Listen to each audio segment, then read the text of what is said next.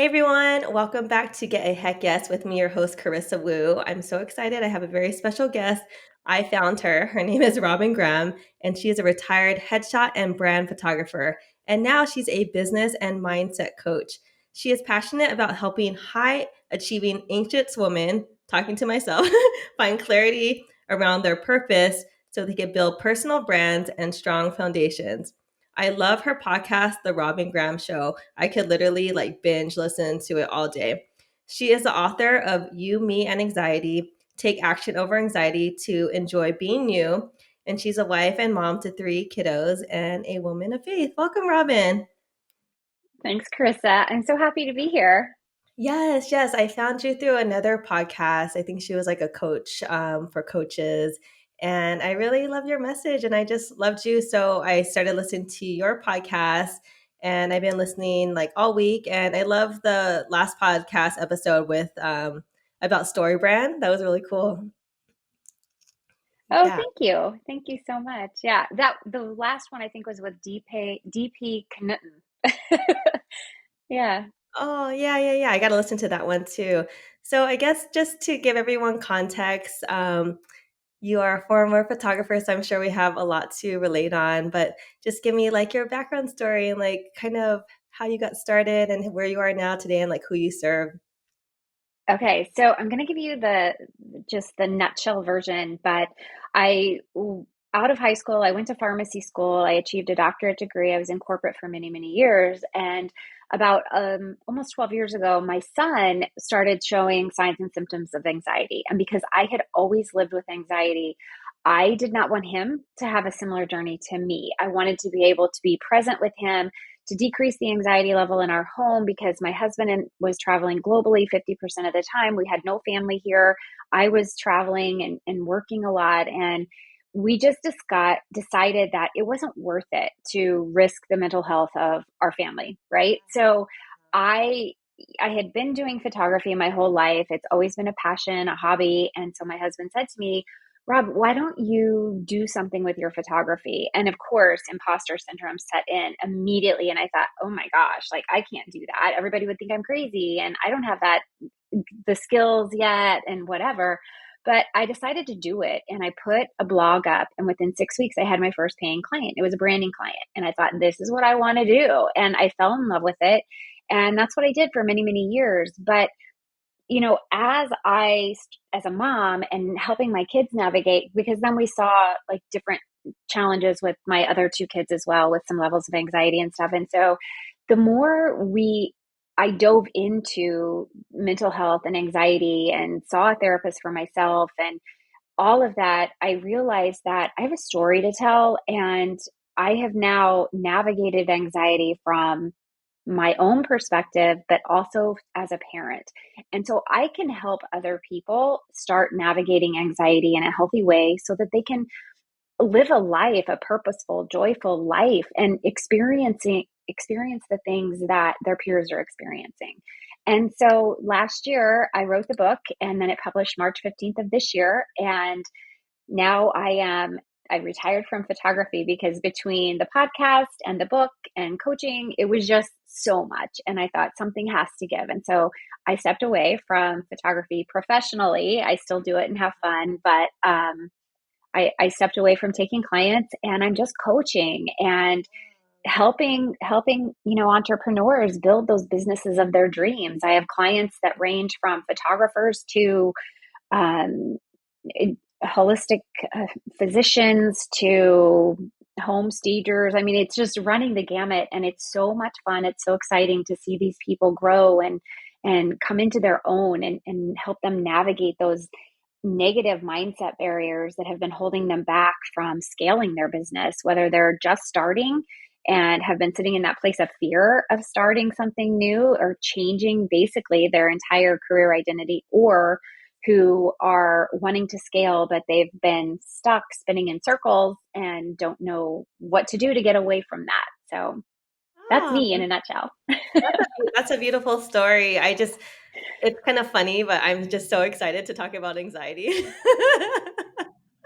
This is like a really It's a fun hot topic. topic. Yeah, it is. And Yeah. when I listened to you were on someone else's podcast, it just really like touched my heart because I didn't get anxiety till after I had my first child. I struggled with a lot of like postpartum depression. When people said the word anxiety, I actually didn't even know what they meant. But can you explain like some of the symptoms that your son had that you had kind of seen in him that he was getting, and you kind of was like, uh-oh. Yeah, absolutely. So the first thing I want to do is kind of dispel some of the confusion around anxiety. So we hear that phrase a lot nowadays, and there is a difference between anxiety and worry and being nervous. And so, true anxiety is this abnormal apprehension, this abnormal fear around an experience, a person, or different things, but it can be almost debilitating or preventative. And your brain just continues to go with these what ifs and these negative thoughts and these negative scenarios. When we talk about being nervous, you may have some of the same symptoms as anxiety, but when the situation is over, the nervousness dissipates. It kind of goes away. You don't have this continuous flow of what if thoughts. What if I didn't do that right? What if they didn't like me? What if I messed that up? What if they hate me? Well, what if nobody likes that? All these what if thoughts that are negative. Worrying is something that people, I believe, choose to do. It is constantly thinking about the future and negative things that could happen, whereas it's almost like this. It's something that you can control versus anxiety a lot of times is not something that you can control. It actually takes medical intervention or therapy or holistic measures to navigate it because our brain basically gets stuck in that negative cycle. So, some of the signs and symptoms that people may experience when they have anxiety are racing heart rate, difficulty breathing, slowness of breath, rapid breathing, panic attacks where you can't catch your breath, headaches, inability to sleep, so fatigue, irritability, outbursts of anger, change in Mm, eating habits. So there's a lot of signs and symptoms that can occur, and oftentimes they are physical in nature. For me, it was always stomach pain since I was a mm, little girl. But mhm, medically, there's absolutely nothing wrong with me. My mhm, mhm. stomach, my GI tract, everything's fine. Yeah. But my anxiety manifests in my belly. And so for me, and I know that when I have this certain feeling in my belly, that, okay, I have to stop and I have to recognize the trigger. What is happening in my life? Was it an interaction I had with a person? Is it an upcoming speaking engagement? Is it a project that I want to excel on or a launch? Or what is coming down the pipe that could it be travel? Could it be a visit by a relative or a friend? What is triggering this in me? Once I identify that trigger, then I can start navigating what is happening in my life. And so it's really important to be able to recognize that mind, body, soul connection, I like to Uh-huh. say, Yeah, because yeah. that will help you catch catch what's happening sooner than later before a lot of those other symptoms start manifesting. Ah, I know. I was listening to that episode and what you were saying right now, and that episode, I was like, oh wow. So it's interesting that if you're aware of it, then you could actually help or prevent that because I feel like I have my group coaching calls every Wednesday and I just feel like this like tenseness like the night before, like my shoulders get really tight. I hold a lot of like my stress in my neck and my shoulders. And then Mm-hmm. when you were saying that on the episode, I was like, okay, so if I know that this event or this group coaching is coming up and I have like I feel like I have a lot to give and I have a lot of pressure on me, like how would I go about like kind of preventing this anxious or stressfulness kind of time in my week? So this is what I love to recommend, and this is really kind of the premise of my book, and it's based on cognitive behavioral therapy. But I like to refer to it as my RAG method with the 5 C's of journaling. So you recognize Okay. what's happening, you recognize Uh-huh. what's going on. So when you start recognizing, okay, I'm experiencing this. My shoulders are tucked up to my ears because they're so tense and I'm so anxious. And then you catch these thoughts. You catch those thoughts and you catch those feelings to understand, okay, what's happening. So once you catch them, you can address them by challenging them. So when you're feeling this way about something that's coming up, you can actually challenge those thoughts. If you're questioning, am I worthy to do this? Do I have enough knowledge to share? Is anybody going to show up? All of those what if questions that are coming into play, challenge them. Once you challenge them, change them. So if you're thinking, I don't have enough to offer, I'm not worthy, change those thoughts to, I have years of experience. I have so much knowledge to offer. I know that I can serve everyone that shows up tomorrow because of my life's journey and the experiences I've had to become an expert at what I do. So the more you catch those thoughts, challenge them, change them, get rid of them, that's the G in the rag, Uh-huh. then the more control you're going to have over those thoughts. So you're going to be able to catch them faster, challenge them faster, change them faster. You'll have more control over the thoughts. And then with that, you'll become more confident. So then the next time, or five times down the road, you may not experience any of these symptoms at all because now you've done this model enough that you're catching those thoughts soon enough that now you're confident. You have changed those thoughts. You now believe in yourself more. You have more confidence, and now you can do this without feeling so overwhelmed, afraid, doubting, all of those negative thoughts and feelings that often go along with anxiety. Ah, Robyn, I think in 3 minutes you changed my life. I think I needed to hear that, especially because I'm a coach.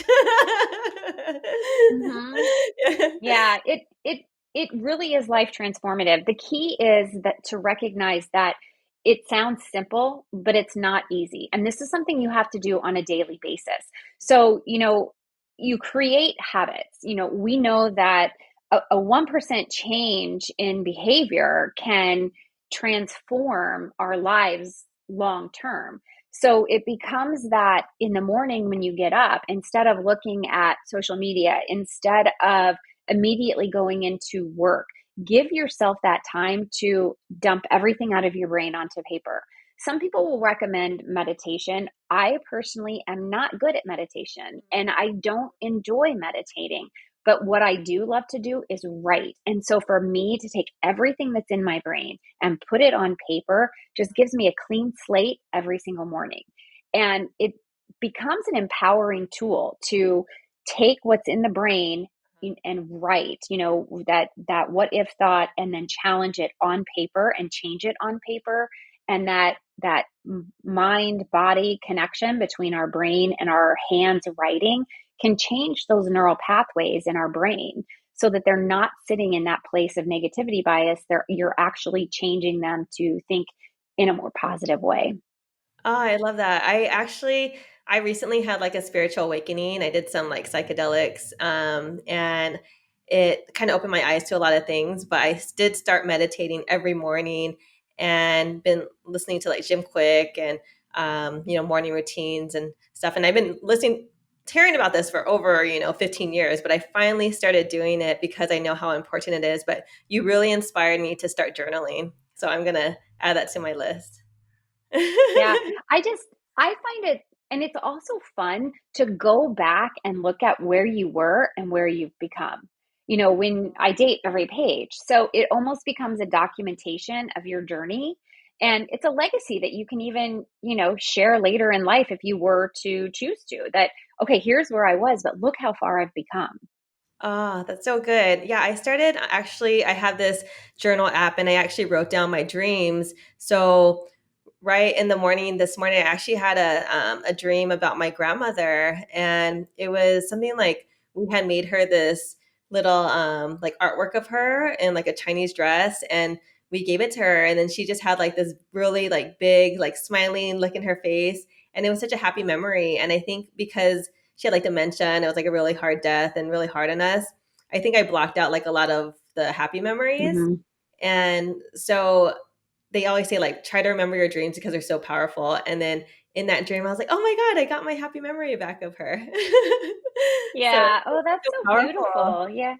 I Yeah, know. absolutely. Okay, I want to go back to kind of like dig deeper to your past. When did you kind of realize you had anxiety and like how did you cope with it as because I know you help teens. So how old were you and how did you cope with this like in your younger years? So my earliest memories associated with anxiety were sitting on my parents' front porch and crying because my stomach hurt, so I couldn't go to school. And I would not get in the carpool to go to school.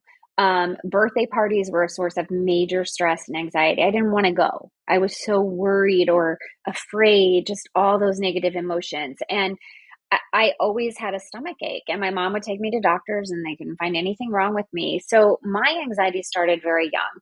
There was also a genetic component for me. There is a genetic component for a lot of people, not everyone. There are environmental triggers that can stimulate anxiety. People who have gone through trauma can have anxiety. There's a lot of different ways that anxiety may come about or manifest. So when you think about it, I had it my entire life.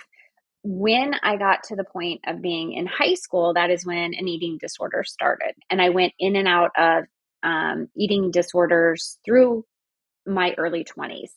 And for me, that was how I controlled my emotions, my feelings, my thoughts. Was I could control food, I could control how far I ran or how much I ran. I couldn't control anything else in my life. I couldn't control how other people treated me. I couldn't control, what assignments I was given. I couldn't control how well I did outside of all the hard work I put into it. So that was how I navigated my anxiety. Was I had an eating disorder. I did not know what I had taken so many psychology classes, so I kind of was self-diagnosed with anxiety, but I didn't have therapy. My mom and did not understand what was happening with me. My parents didn't understand what was happening with me. So therapy, I had never had therapy until I was an adult. And, that I think probably delayed a lot of my progress with navigating anxiety. So it wasn't until as an adult and going through the journey with my children that I really dove deep into therapy, really dove deep in my mindfulness, mindset work. Um, I don't know. It was the grace of God that I survived the eating disorder. It never got so bad that I had to be hospitalized. I say it's because my mom prayed all the time, but that it still can be a crutch for me when things are crazy, and it's something that over the years I just have had to practice being mindful, knowing what's happening in my mind and body and that connection so that I can address things up front versus let them get out of control. Oh, that's so good. We have to talk later, like after the episode, but I have a 5-year-old daughter and she's pretty anxious too, and she doesn't like to eat. So I see all these like red flags with her already. So I kind of want to like nip into the bud. So we'll talk later about that. But I yeah. am a firm believer in therapy. So if anyone is experiencing noticing any of these signs or symptoms that I mentioned earlier with your children, if there's nothing physically being found or discovered for a medical diagnosis, think about maybe it is anxiety, because it does start early. Like, we know that. And over the course of the past 2 years, especially because of COVID, the prevalence of anxiety has increased by 25%. Wow. So with that being said, mostly the prevalence is mostly, or it's highest, in women and youth. So if you can get your child into a pediatric therapist sooner than later, you will save them and you a lot of emotional stress and turmoil when they get to those teen years. Wow. Okay. Okay. Thank you for that. I want to dive more deep into like who you work with. You work with high achieving, anxious women.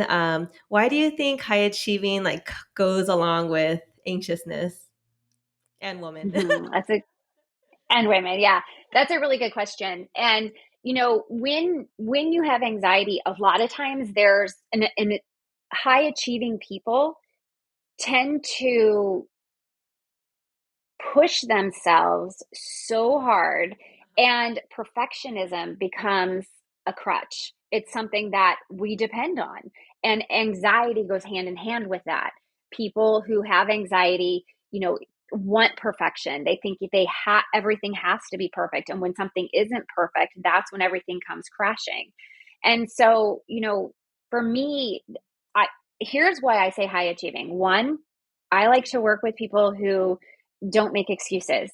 They're going to take constructive criticism or take advice or take a recommendation, and they're going to do the work without making excuses. And so that kind of defines high achieving for me. They have big goals, big aspirations. They want to succeed. And so they're willing to do the work, whether it's mindset work, whether it's writing blog posts, whether it's, creating an email marketing strategy, whatever it is that we work on together, they're going to take action in between the hours that we're together week to week. And when we talk about, anxiety, a lot of times it's just that pressure that comes with being a high achiever, the deadlines, the Yeah. goals. Am I good enough? Am I achieving enough? And when we're really driven people, those questions come into play more frequently. We're not the people that are going to just be sitting on the couch letting everything roll off our shoulders. We're driven and want more, and so that puts more pressure on. And so that pressure a lot of times is comes or manifests in the form of anxiety and thinking, well, am I good enough?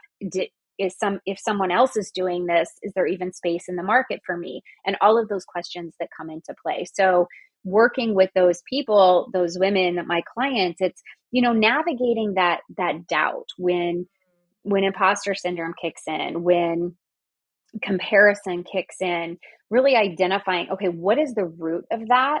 And how can we navigate it so that you can take action in a way that is going to move you forward and that you're not going to stay stuck. We know that based on cognitive behavioral therapy, we all are born with, basically a belief system, right? And we're kind of groomed in that belief system as we grow. So whether we're talking about, faith, belief in ourselves, whatever our belief systems are, that influences our thoughts. The more in our thoughts, if whatever thoughts we're having will influence our emotions and feelings. Our emotions and feelings then influence our actions and behaviors. So if you're sitting in a place with negative thoughts all the time and doubtful thoughts, you're going to have negative emotions, and those negative emotions are going to put you into that procrastination cycle Yeah. where ultimately you become paralyzed. You're not taking Yeah. action. Therefore, you're not seeing results. So it's really important that like when I showed or shared my model, the RAG and the 5 C's of journaling method, to really address those negative thoughts earlier in that cycle so that we don't have so many negative feelings and emotions, so that we will take positive intentional action. Oh, wow. That was like a book right there.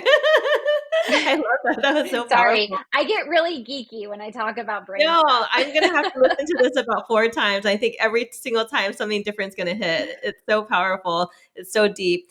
I was gonna say something about, like, I feel like when I had the babies, I just started, like, really trying so hard, like, trying harder than I ever had, which is really weird because you would think it would be opposite. Um, and I felt like I wanted to just show the world I had it all together, like my social media, all the parties, cool friends, the cute outfits. But then I realized, like, at one little comment or one little negative comment from my husband or social media or a friend, I would kind of like super snap, and I was just like I don't want to be this like miserable person. Like, why is this happening? And that's kind of when I went to like started doing therapy every other week and really going down like the woo woo spiritual journey. And I realized that I kind of was never good enough for myself. So therefore, nothing was good enough for me, like not enough clothes, not enough bookings. And I'm kind of like, wow, like I have these students, but why is it not enough? And I think the reason why was I was just like not good enough for myself. And that was like my little, my spiritual awakening thing, which was so, it sounds so simple, but it's so powerful for me. And that's when I started meditating. Mm-hmm.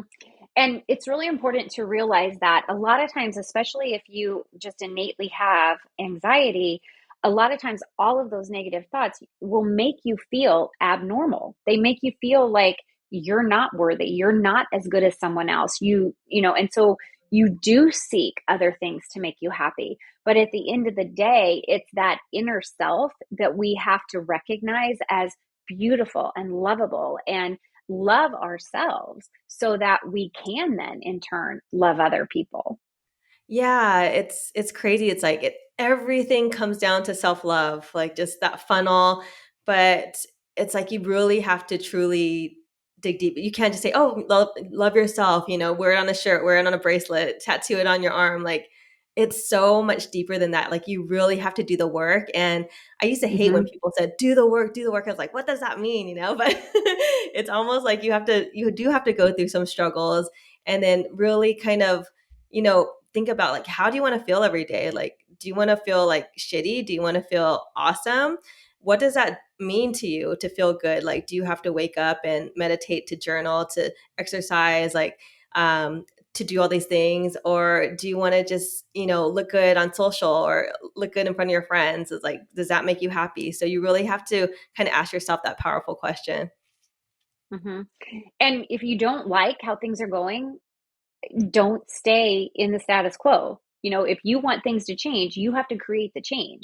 And that is taking action. And that's why my book is called You, Me, and Anxiety. Take action over anxiety to enjoy being you. Because you can be irritable. And I know a lot of moms who have experienced this, where we snap at our kids and then we're like, oh my gosh, I shouldn't have done that. Why did I react that way? That was so bad of me. And then you feel guilty and you feel shame. And so many times with anxiety, shame comes into play. And uh, if you think about it, we tend to, as humans, judge other people, but we also judge ourselves very critically. And so instead of judging, get curious. When you can navigate that world of shame by accepting yourself, forgiving yourself, giving yourself the grace that you would give someone else, Mm, and then get curious instead of judging, not only about the world outside of you, but curious about yourself. Like, why do I feel this way? And if you look back in time, chances are someone said something to you, someone made you feel a certain way. You cannot control what other people think, say, or feel about you in the past. You can't control what, things that had happened with your parents or your siblings or your friends or your teachers or all of those people that have been in your path. You can't control that. You can't control the people that are there now. But what you can do is control how you react to that. And that starts with taking action so that you can have a positive mindset and then take positive action for yourself to grow and to to change that perspective of yourself so that you can be better. So say like you had this negative thought, like someone said something that kind of irked you and you're kind of in your head like, "Oh, I'm not like that and they did this." And how do you kind of navigate that to turn that around to something positive or not have those negative thoughts? I love this question. So, Brooke Castell is a life coach, and she has a model called it's CTFAR. And so the C stands for circumstance. This is very similar to my 5 C's of journaling method. So that the circumstance is what just happened. And then, so say someone said something to you, and let's just say for something that's not too harsh, but let's just say that they don't like the way you're wearing your makeup. So maybe you start thinking, oh my gosh, I'm ugly. Like I don't know how to apply makeup, and they think I'm ugly, and they think I failed at my makeup, and they don't like, maybe it's the brand of my makeup, and you just start cycling. Then Yeah. that's going to make you feel unworthy. It's going to make you feel ugly. It's going to make you feel disheartened and maybe frustrated, annoyed, maybe angry, irritated. So those feelings are going to cause you to behave a certain way or act a certain way. So you may then snap at them. You may get angry at them. You may walk away from them. You may shut them out of your life. Anything could happen as far as the results are going to be negative, right? That person, your relationship with that person will be altered. you won't have positive results because now you're in a place of taking negative action versus positive action. So anything resulting from that interaction is going to be negative. If you flip the switch to that, well, she doesn't like the way I wear my makeup, but my makeup doesn't have anything to do with her. I like the way I apply my makeup. The way I apply my makeup, I feel pretty. I feel confident. I feel strong. I feel successful. And so changing those thoughts to the positive, then how is that going to make you feel? That's going to make you feel confident, positive, happy, joyful, all of those positive words. So then that action that you're going to take is, oh, well, that's okay that you don't like my makeup. I like my makeup. And I like my makeup because so and so is a makeup expert and she taught me how to do my makeup. But you're going to, take different action, and then the results will be you've maintained that relationship despite the fact that person hurt your feelings. You are now able to move forward, continue doing your makeup however you want to do your makeup, but you're in a place of confidence. So any action you take is going to produce results that are positive. I love that. I think the title of this podcast or episode will be Flip the Switch. Coping with Oh, anxiety that's for cute. high Yeah. performing women. It's super Yeah, cute. that's good. That's actually really, simple, but it could change your whole life in a nutshell. Well, and I'm guessing a lot of your audience is probably photographers, and you can employ that method to any of your clients. I mean, how many times as a photographer do you have a client that is, well, can you remove all of my wrinkles? Can you make me look 10 pounds lighter? Nobody's ever satisfied with themselves in front of Uh-huh, the camera, uh-huh. or people are afraid to be in front of the camera.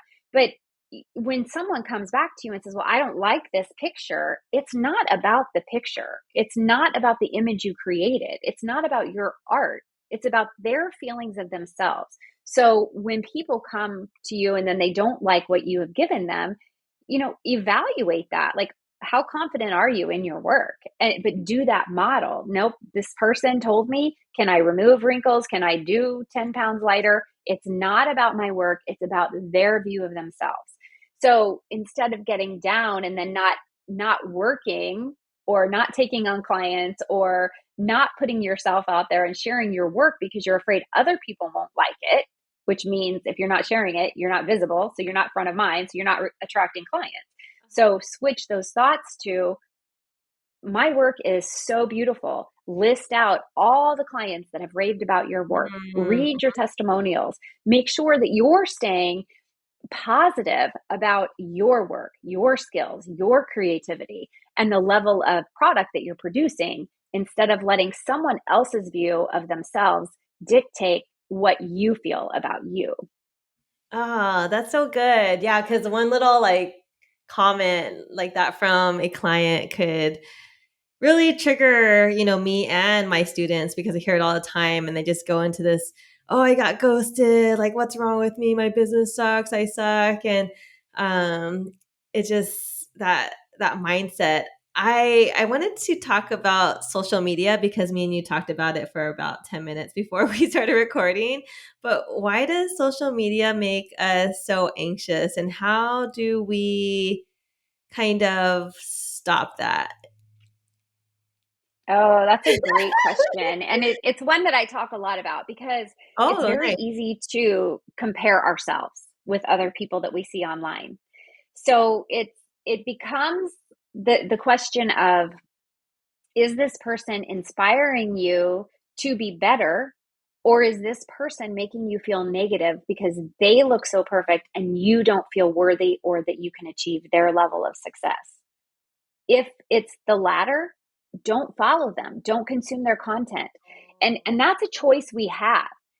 If you don't want someone to know you're no longer following them, just mute them. They don't have to know you're not following them. There are ways around that. If there is anyone that is making you feel negative or anxious, you have the choice. That's not a healthy place to be in. That's not using social media for the intended purpose. The purpose of social media is just that, to engage socially, to build connection and relationships. The more relationships we build, the more trust that people will have in us. So, when we build trust, then trust determines buying practices, and that's how we're going to grow and scale our businesses. So, if there are people out there that you're watching and maybe you're commenting on all their stuff, but they're not commenting back on your stuff and engaging with you and respecting you and shedding light on you, then you don't have to follow them. And that's just a hard and fast rule that you have control over for your life and your use of social media. Obviously, I am a big fan of doing social media holidays, and I think it just kind of cleanses you. We all tend to go to our phones, pick it up. It's just a distraction. If we're struggling to focus, we'll go and scroll, and that's when we can then almost demolish our creativity because we're comparing ourselves with someone else. So Mm-hmm. if you're experiencing any of those things, then you can one, step away, two, stop following those people or mute them that are making you feel that way.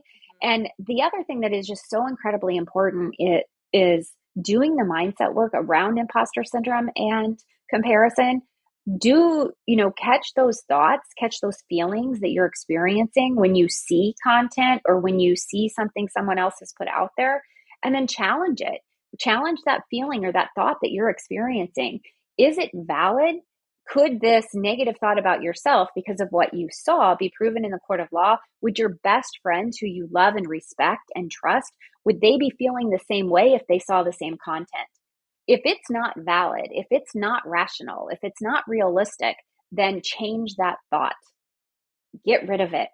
And then that's going to help you have more control when you go on to social media, not allowing yourself to succumb to what you're seeing, but actively changing those feelings and emotions and thoughts that or I guess those thoughts that you're experiencing that are influencing your emotions and then actions based on how those posts or those people are making you feel.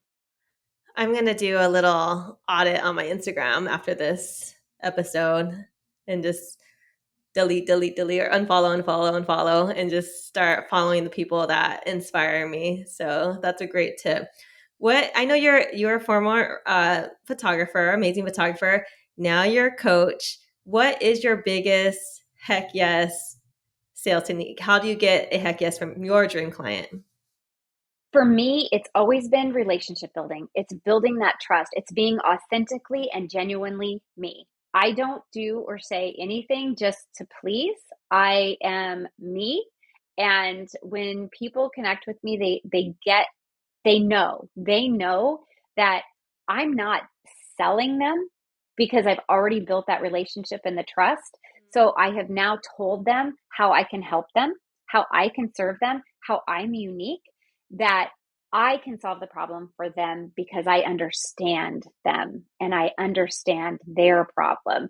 So I can help them fix their problem.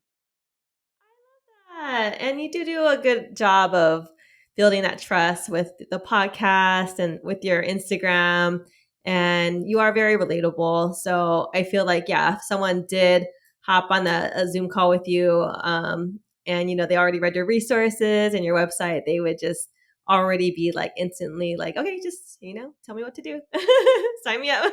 And you know what? The other thing I'm going to say is that not only is it being authentic and genuine, but if you address objections ahead of time through Mm, your content, and then have the skill to, when they say, oh well, that's too expensive, that's more than I had planned. And I think photographers get this a lot of, oh gosh, well, so and so was only going to be this much and you're this much. If you have differentiated yourself as a personal brand, then people are going to recognize the immense value you provide and what makes you unique and why you're the one that they should hire. When you handle those objections or address those objections up front, then you're more likely to get a heck yes, because people understand before you even open your mouth why you're the best. that's the best feeling ever. That's where you want to be. Hmm. Yeah, yeah, right? Every time. Yeah. Cool. Okay, so fun questions. Robyn, what do you like to do for fun? Mm. I love to hang with my family. The ocean is my like solace. I swear I'm a mermaid. So for me, being in Florida, at our house in Florida, and being on the ocean is my like happy, happy, happy place. Oh, I love that. That sounds so like tranquil and peaceful. Let's see, question. A little coachy question, but if you had a magic wand, where would you see your business in 3 months? 90 days. Oh, in 3 months. Hmm.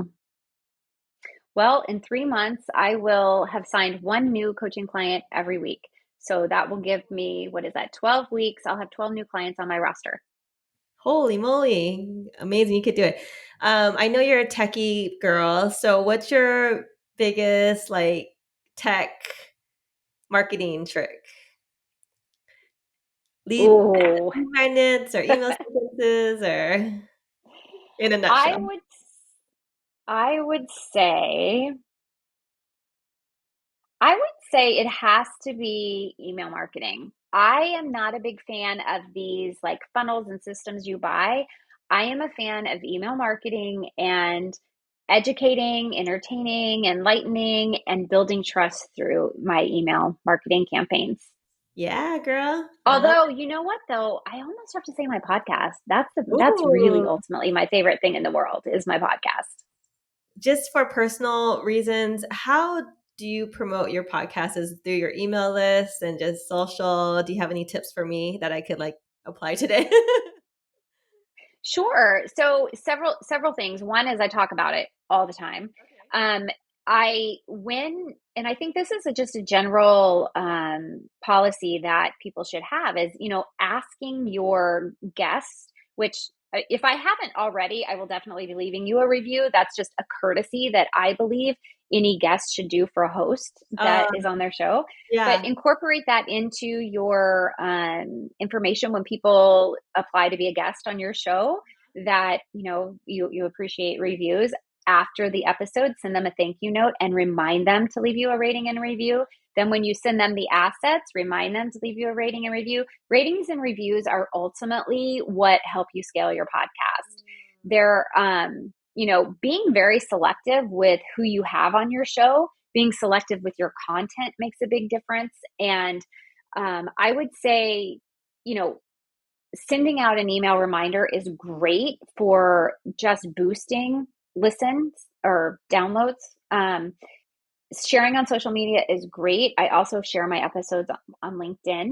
And then Okay. I'll do a monthly roundup. And I think that monthly roundup is a great little way to Oh, remind people, hey, if you're curious about XYZ, we covered mm, these topics this month. And so that just gives them the opportunity to have everything in one place versus seeing it hit and miss. The other thing is video.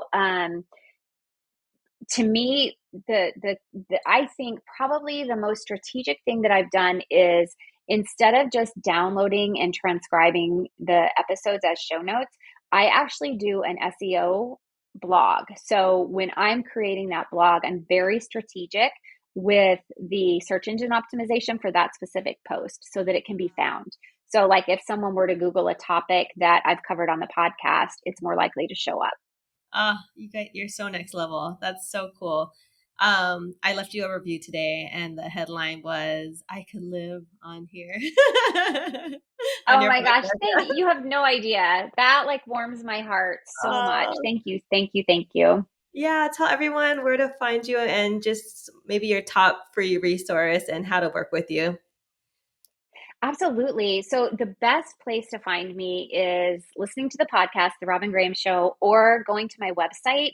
You subscribe to my email list. There's so much value. I do a Monday morning drop every single week where I have a journaling prompt and affirmation for the week. So that's pretty cool. People love that. And then I have resources on my website too. I have a couple of different ebooks. One is on alleviating anxiety by developing healthy habits for a healthy mind. And then I also have an ebook on the my purpose to results method, which is based on my success equation and discovering your purpose and all that good stuff. And that's a free ebook as well. So therobyngraham.com, it's Robyn with a Y and Graham is Graham. So therobyngraham.com/resources is a great way to get started with learning about what I do, how I do it, and how I work with my clients. So, and of course, if anybody is interested, I do a free consult. So you can just go to my website and book a free consult as well. I would love to connect with your listeners. And if I can help in any way, shape, or form, then please don't hesitate to email me either. And that's Robyn at therobyngraham.com. I love this conversation, Robyn. And I think the biggest takeaway for me today was I'm really going to challenge my mind because our minds are so powerful. So I just feel like that's something that all our viewers and listeners could do today is just challenge your thoughts because you do have control over them. And thank you so much for being on my podcast. This was great. Thank you so much. I'm honored to be here and happy to serve you and your listeners. So if there's anything more I can do, don't hesitate to reach out.